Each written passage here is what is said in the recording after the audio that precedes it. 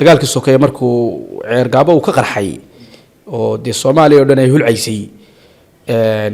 magaalada ama degmada ceergaabo gacanta waxa ku hayay harti isaaq cidina kama joogin 88 sidee Soomaaliya ku soo gaartay marka ceergaabo afcaal dadku ka warhayaan 2023 dibta halka ka dhacday lagu sameeyay laga wada warhayo iyo waxay ku dambeysay in markii dambe dibtii loo soo wareejiyay oo in ceergaabo ma garanaysaay dadkii haybahaan halka looga ugaarsado taas ayaa keentay in ceergaabo amnigeedu khalkhal galo watay ciidamada Soomaaliland ee ku sugnaa gobolka Sanaag degmada ceergaabo ma si toos dagaalka uga qayb qaateen dabcan waxaad sheegtay in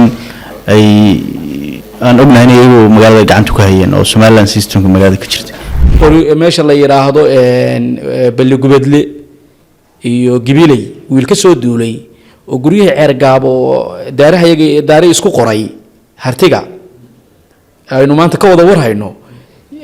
Salmaan ma jiro sharci diidaya wiilka jooga xaafuun iyo wiilka jooga muxuu ahaayeen meesha loo yaqaan caluula iyo ka jooga ufayn kan jooga ma garanaysaay galaadi ka jooga meesha loo yaqaan garaacad inta iyaguna yimaadaan inay daaraha ceergaabo isku qoraan sharci u diidaya ma jiro maanta mar haddii halka laga soo duulay iyaguna waa duuli karaan ceergaabo waa gali karaan guryahana way isku qori karaan meel kasta joogtaan ku soo dhawaada barnaamijkan kooban oo aan ku dul istaagi doono xaaladda ammaanka magaalada ceergaabo oo bilihii ugu dambeeyay ay ka socdeen dagaalo xooggan halkaad nagala socotaan warbaahinta Sal Cable TV iyo sidoo kale warbaahinta Ser Media ee xafiisyada kala duwan ku leenahay magaalada Boosaaso barnaamijkan waxaa marti ugu aqoon-yahan Suleymaan Xasan Jaamac oo kamid ah aqoon-yahanka gobolka Sanaag haatan ku sugan magaalada Boosaaso Suleymaan waxa uu kamid yahay aqoon-yahanka degmada ceergaabo oo sanado badan uu dabcan halkaas ku noolaa aqoon-yahan ku soo dhaw warbaahinta Sal Cable TV bal marka hore dagaal xooggan ayaa bilihii ugu dambeeyay ka socday magaalada ceergaabo hadda xaaladdu sidee tahay muxuu salka ku hayaa dabcan dagaalka ka socda degmada ceergaabo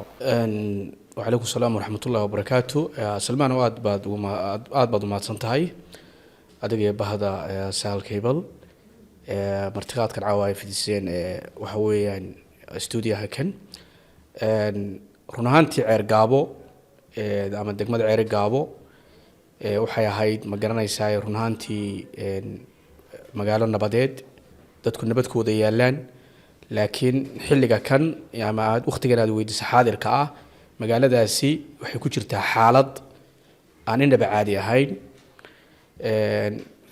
magaaladii waxay noqotay ama degmadaasi waxay noqotay meel lagu kala guuray waxa ka baxay dad gaadhaya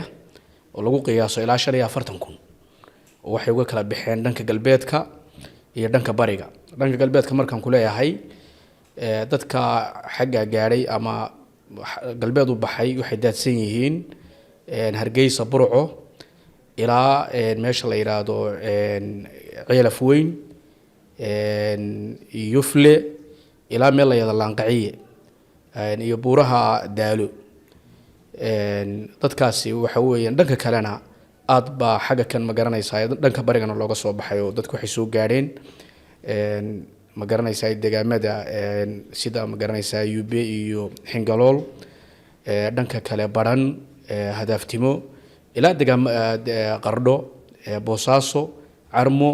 degmada Carmo intaas oo dhan bay dadku soo gaadheen dadkaasi waxa weeyaan ma garanaysaa shelterkii ama hoygu ay ku jireen waxay noqdeen dad ka barakacay waxaana ka barakicisay colaadda magaalada ka qarxday xaaladda imika ceergaabo ku sugan tahay ceergaabo waxa burburay iminka oo aan jirin waxbarashadii meeshay ka baxday health centerskii kale caafimaadku ama cusbitaaladii iyaga laftigooda meeshay ka baxeen oo de waa istabooli waayeen dhaqaale ahaan iyo dhinac walba ahaan ganacsigii magaaladu oo de dadkan ku tiirsanaa waxa weeyaan ma garanaysaa laftigiisu meesha ayuu ka baxay oo ganacsigii waa burburay marka magaaladu waxa hadda ay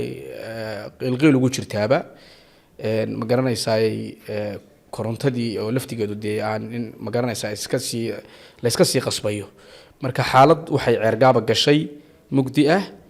oo waxa weeyaan ma garanaysaa ay dagaalkaasi u keenay meesha ka jira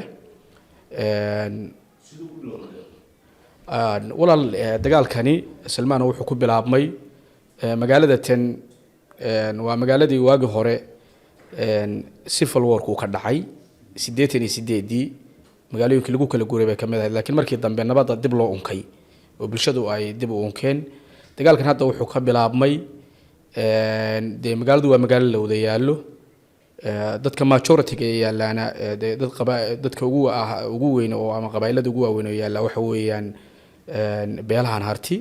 oo ay kamid yihiin beesha Warsangeli beesha Dhulbahante beesha Maxamed Harti Gahayle oo majeerteen Suuqroon iyaguna ma garanaysaa ay dadka gobolka degana xaga kale beelaha kale habar jeclo iyo habar yoon islaftigoodu de gobolkii degan yihiin marka waxa arintaas ay ka bilaabatay in shacabkii hartiga in ma garanaysaa ay magaalada lagu waarsado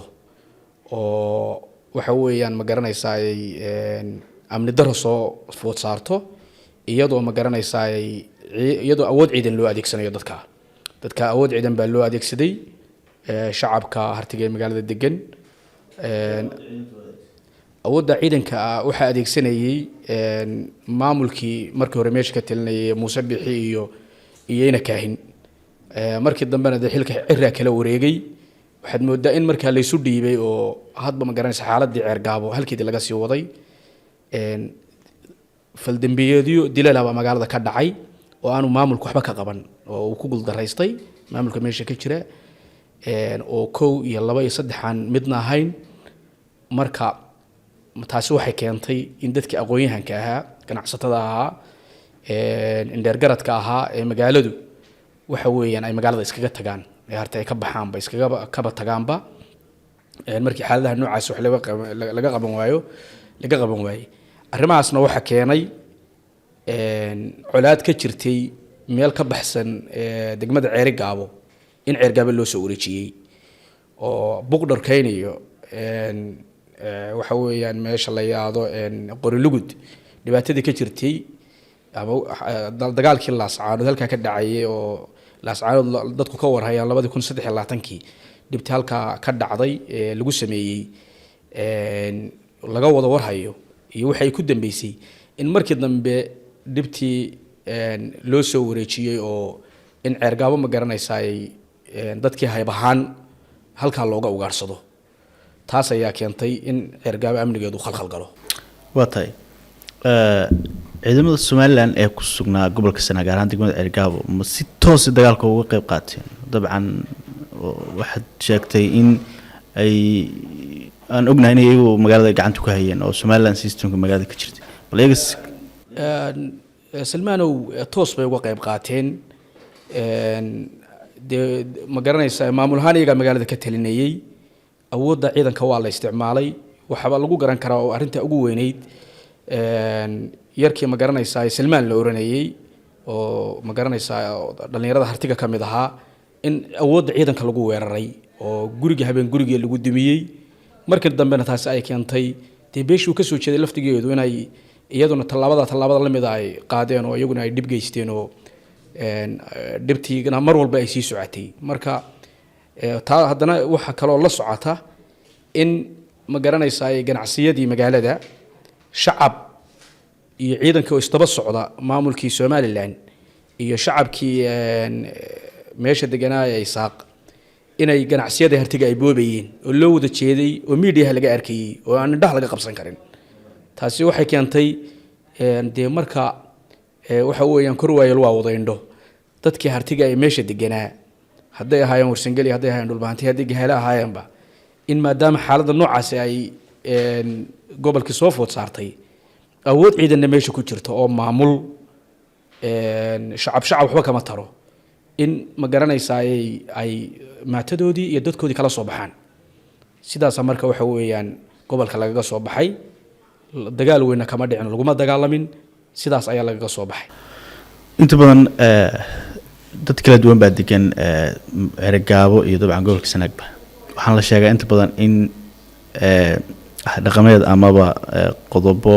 ay hada ka hor beelahaas wada degan ergaabo ay gaareen oo la dhaho la sheego in lagu wada degan yahay maxay dhigayeen qodobadaas waxa qodobadaasi waa heshiis beeleedyo waa jiraan oo de 1988 dagaalkii sokeeye markuu ceergaabo uu ka qarxay oo de Soomaaliya oo dhan ay hulcaysay magaalada daama degmada ceergaabo gacanta waxa ku hayay harti isaaq cidina kama joogin 88 89 dhamaadkeedii ayay magaalada ku soo laabteen oo dagaal dambe ka dhacay kadibna xilligaas ayuunba iyagu ma garanaysaa markii dambe gacan haynta magaalada ay ku wareegtay hartiguna waxa weeyaan ma garanaysaa ay oo dagaalka ma garanaysaa uu ka soo baxay 9kii markii ay ahayd ayaa waxa maadaama xilliga maamul Soomaaliland la yaadana ma jirin ama de iyagu mar walba SNM galbeedna waa ka dagaalamayay meelahaas dagaalka wadeen 9kii 93 waxa markaa bilaabmay heshiiskaas sida la sheego heshiiska ugu horeeyay wuxuu ka dhacay meesha loo yaqaano wuxuu ka dhacay deegaanka loo yaqaano waxa weeyaan dhowr heshiis buu ahaa kii ugu horeeyay wuxuu ka dhacay meesha midowgar adag buu ka dhacay kii ka horeeyay wuxuu ka dhacay Shimbiraale afwan marka Shimbiraale heshiiska ugu horeeyay beelaha isugu yimid waxay ahaayeen beelaha harti iyo habar jeclo markii dambena shirkii labaadna wuxuu ka dhacay meesha loo yaqaan gar adag waxa ma garanaysaa oo shirka lagu sii adkeynayay kii saddexaadna wuxuu ka dhacay degmada ceergaabo la isugu yimi oo iyadoo markaa la isu wada dhamaaday oo habar yoonis oo iyaguna markaa shirka ka maqnaana ay ka soo qayb galeen 5 beelood baa ceergaabo markaa waxa weeyaan heshiiska saasa ma garanaysaa dadku ku wada degeen heshiiskaas markaa wuxuu ahaa heshiis bulshadu ku wada degan tahay in maadaama ceergaabo dhibaato ka dhacday oo degmada deegaanka dhibaato ka dhacday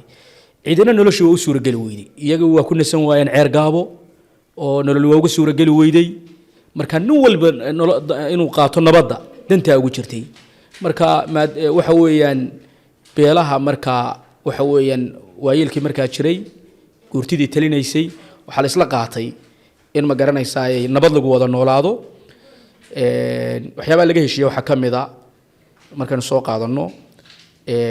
dhulal la kala haystay baa jiray oo beero xareedaad beeruyeer beel walba beesha kale waxay kala heshiinaysay wixii ay ka haysato oo ma garanaysaa ay beer xareedaad le beeruyeer le barkada le dhismayaal ceergaabo ku yaala leh oo la kala haystay inta waxa dheeraa oo dabcan xoolo la kala haystay oo geelal ay u ahaayeen oo la isu sheeganayay inta waxa dheeraa hadda oo gaar ahaan oo qolada tan beesha gahayle ay kala heshiisay iyagana qoladan habar yoonis bari ama laga wada heshiinayo waxa kamid ahaa xiji wax la yiraahdo ma garanaysaa baa dheeri ahaa marka cid waliba cid baa wax kaga jireen warsangeliga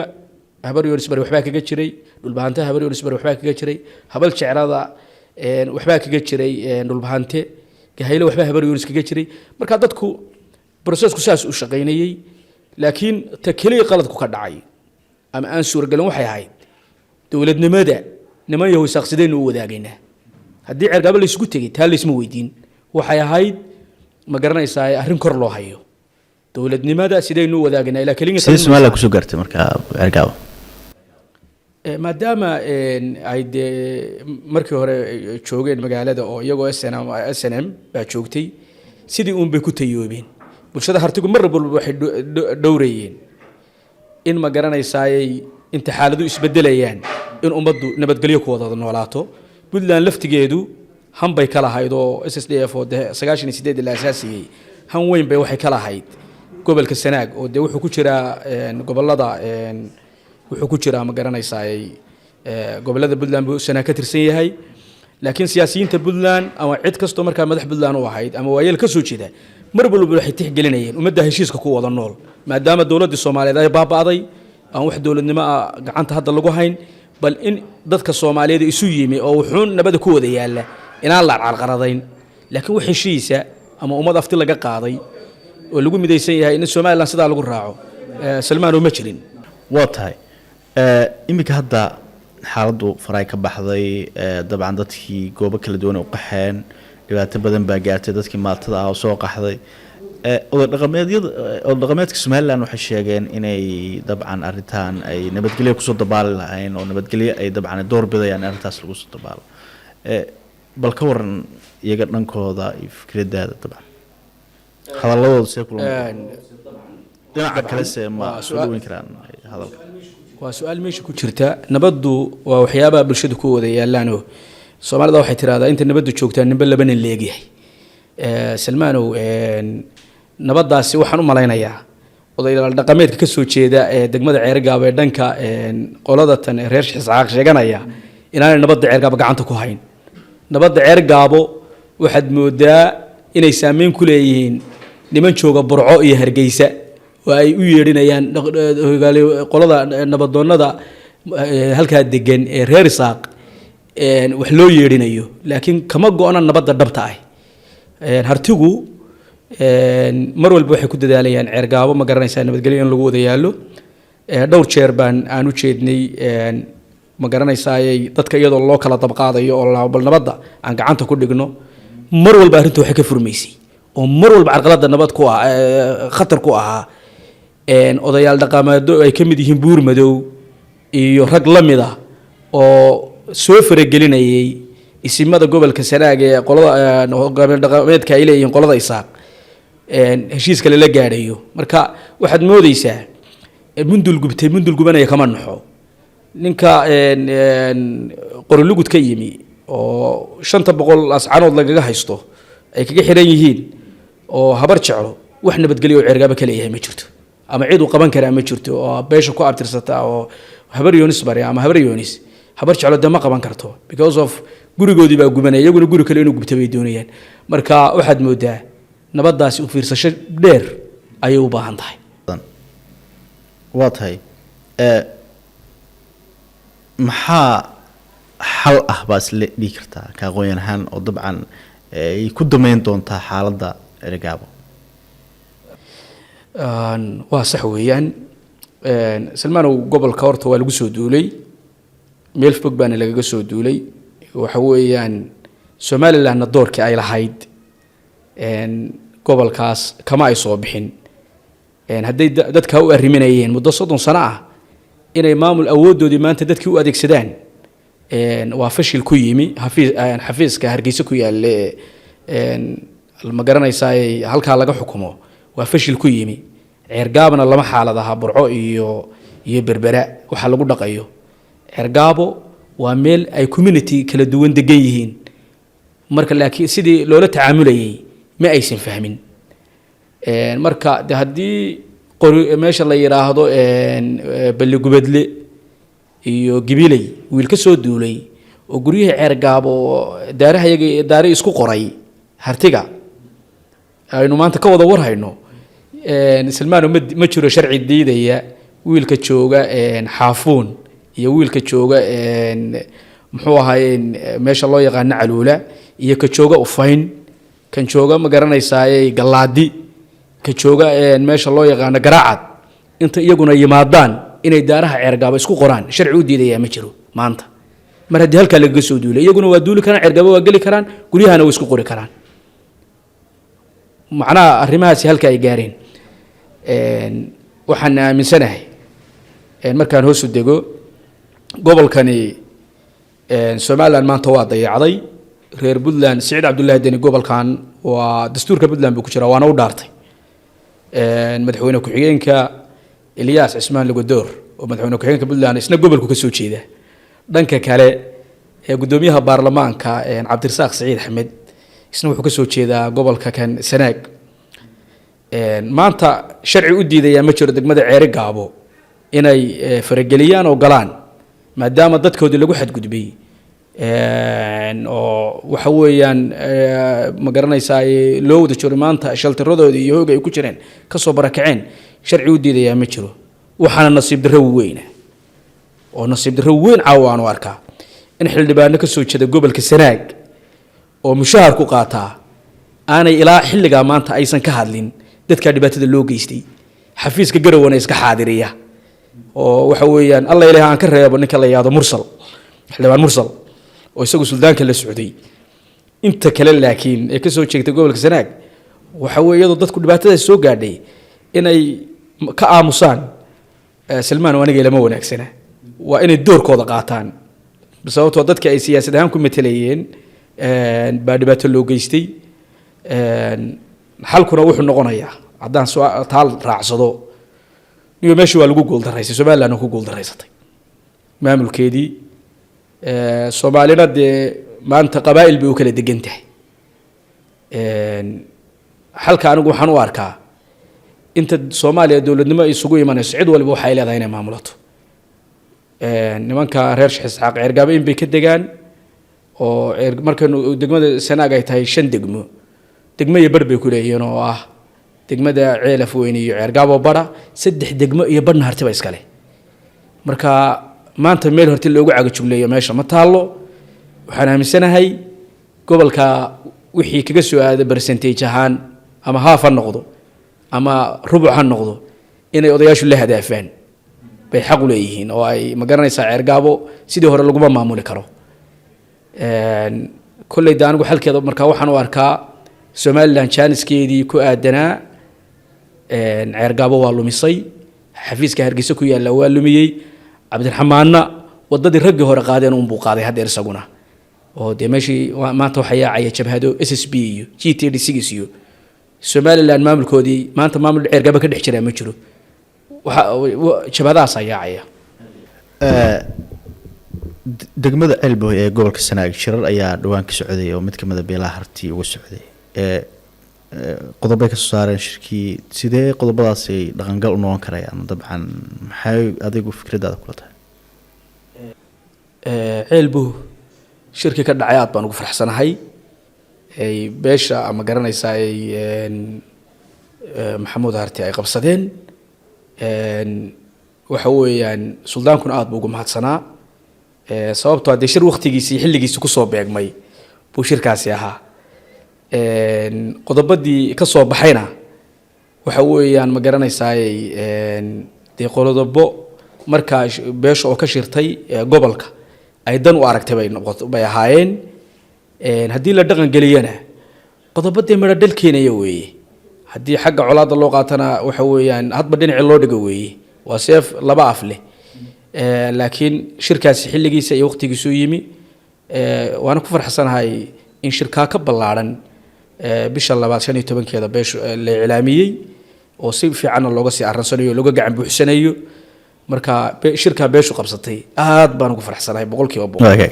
guddoon dadka reer Sanaag maxaa ah dadka reer Sanaag markaan ku soo dhawaano waa ummad nabadkooda taalay nabad cid wax ku doorsanaysa ma jirto mar walba ummadda nabad baa dan u ah kan Soomaaliya halka ugu dambaysa ku nool iyo kan ma garanaysaa bartamaha ku nool dadka nabad baa u dana inaan ma garanaysaa ummadda waxa weeyaan aan la iska horkeenin ummadda sidii la isugu wada lagu dadaalo laakiin walaal haddii meesha cadaaladda iyo sinaantu ka baxdo oo aan cadaaladda sinaani jirin oo aan wax walba ma garanaysaa la isu xaq soorin nidaamka markaa jira waa burburaya afwan arrimaha Sanaag ka dhacay waxa kamid ahaa gobolku inuu dhinac ka rarnaa oo maamulka Somaliland guddiga amnigu hal dhinac inay wada ahaayeen barasaabka maayirka magaalada ma garanaysaa taliyaasha ciidamada in waxa soo dhan guddiga amnigu hal dhinac ma garanaysaa ay ka rarnaa miis ay soo wada fadhiisanayaan hal reer oo ummado kala duwan gobolkiina ay degan yihiin oo laga arinsanayo sida wax looga dhaadhicin karaa waa adag tahay marka anigu cidda talinaysay ama xalka Ceergaabo marka gacanta ugu jiray oo waxaan soo abaabulaysay waxaan aaminsanahay inuu wax badan ay u ka qaldanaa dadkana nabad baa u dana iyo ma garanaysaa iminka de waxa weeyaan harti kulli hadda waa maqan yahay wuxuu ku maqan yahayna ma garanaysaa ay gobolka kaga maqan yahayna waa iska cadaan doontaa waa la gaari doonaa aad iyo aad baa mahadsantahay sidoo kale salmaanaad baa mahadsantahay guud ahaan intaas ayaan kusoo gabagabaynaynaa barnaamijkii gaarka ahaa ee aan kaga hadlaynay xaaladda ammaanka iyo hadda sida ay dabcan xaaladda degmada Cergaabo ay tahay waxaa barnaamijkan marti uga ahaa aqoon-yahan Saleebaan Xasan Jaamac oo ka mid ah aqoon-yahanka dabcan gobolka Sanaag barnaamijkan waxaad kala socotaan warbaahinta Sal Cable TV iyo sidoo kale warbaahinta Ser Media inta barnaamijka lamada ku kulmayno waa Salmaan iyo bahda Ser Media oo idin sidaas iyo nabadgelyo